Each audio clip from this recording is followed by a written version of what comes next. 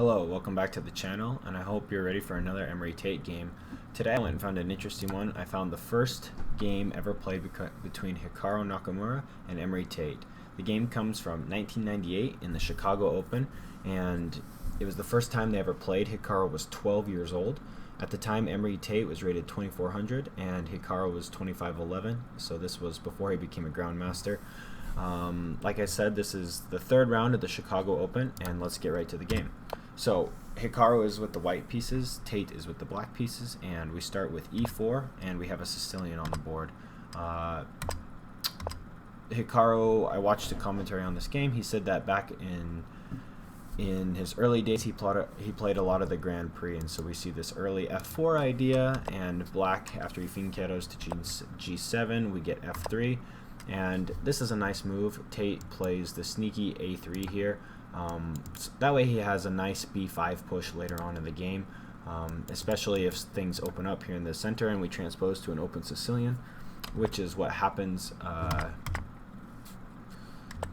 He gets this b5 push, and he supported himself here with the a6. It also stops, b5 is not possible. Then it stops the light squared bishop from developing to the natural c4. Which is a common idea you see in the Grand Prix. You get a lot of pressure over here on this side. Regardless, b5 is on the board, and Hikaru defends his knight in the middle of the board. A double finketo from Tate, and a6, or a3, excuse me. Hikaru mentioned that he doesn't really know why he played this move. Kind of just like a waiting move, nothing too fancy here. Knight to f6, bishop d3, and d6 by black. So pretty solid opening from both these guys, nothing crazy yet. Castles, knight to d7, bishop to b3 is a good move, because let's say that white just wastes a move here with like h3 or something like that. Knight is threatening to jump into c5 and puts a ton of pressure here on white's position with three minor pieces honing in on the pawn. And so b3 here, an excellent move by Hikaru, opening this space up so the knight just can't jump in. The bishop would chop.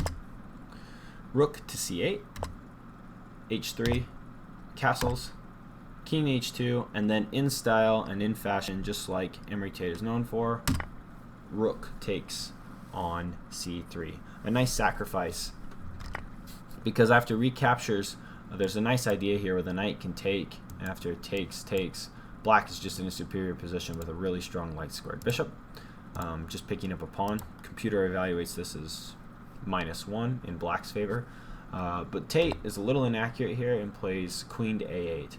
Now this isn't a terrible move, it's just dead even, but more accurate would have been knight takes on e4. The reason this is an inaccuracy is it allows white to play this sneaky move a4, and this is nice because he gets his rook activated and can pressure the queen a little bit. Tate takes, and after we capture here, now Tate captures on e4, but it's too late. He's lost his advantage. This is just even. Both players are fighting here for something better. So obviously can't leave this here as he's threatening a fork, and the light squared bishop not doing much, so we get an exchange, and queen to e2, nicely defending the g2 pawn and the c2 pawn. Knight to b8 is a nice move, as white's threatening to pressure the queen. Bishop to d4. The idea here is to trade off the dark squared bishops, trading Hikaru's weaker bishop for Tate's strong bishop, and Tate ducks this exchange. And Hikaru plays the move f5, which at the time he thought was a very good move. It's not a bad move by any means.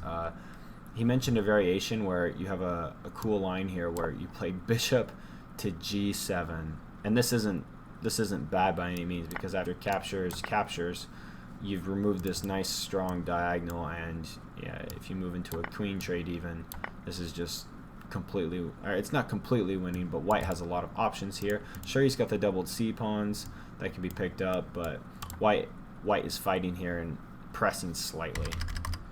So Not what Hikaru played, though. Hikaru played f5, and Tate just sidesteps and takes care of this e7 weakness.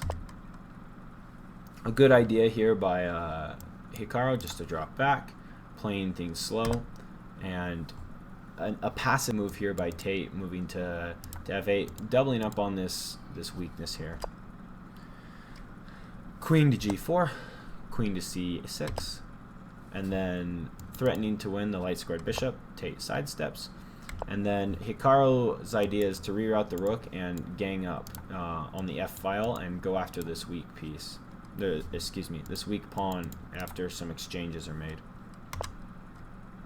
A strong move by Tate, unfortunately. En passant is allowed, even in 1998, actually since a very long time in chess. And after Tate kicks the queen, Hikaru goes for this mating idea where, you know, he thinks maybe he can infiltrate with the queen, or maybe get a rook over and sack on this side, and then drop the queen back, and you get this nice right triangle mating net. But black is just in time with knight to d7, as the knight guards the s6 square and is able to prevent the attack. So Hikaru takes this idea of going into and potentially sacrificing on the h file, but it's blocked because if the dark square bishop can't control these squares, there's no reason to sack the knight. So Hikaru concedes and moves back. This is the move that Hikaru said lost Tate the game. The computer still evaluates this as even, but he thinks this is just a little bit inaccurate, as the knight now puts pressure on this piece, and after the queen is kicked back, and another inaccuracy by Tate.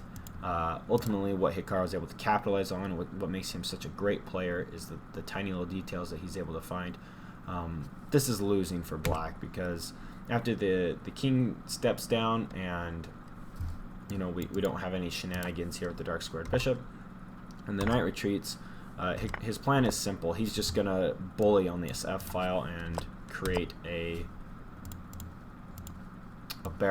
just a bear of an attack. All three major pieces on the same file, bearing down on the weak pawn. So the players played a few more moves, and then after g4,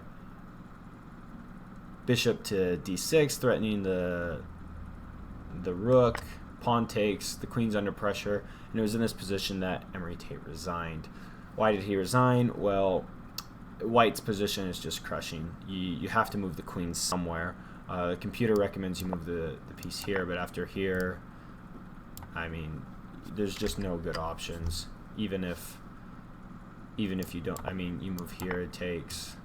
I mean, you run into traps there. That's mate and 8, so you couldn't take if you just take right away like this. You're taking like this, and the rook escapes. So ultimately, just a crushing position. So nothing to do. This king is in serious trouble with all these covered, and black's gonna have to give up some material to even avoid getting mated here very quickly. So I hope you guys enjoyed the game. Be sure to like and subscribe and follow for more, and we'll catch you in the next one.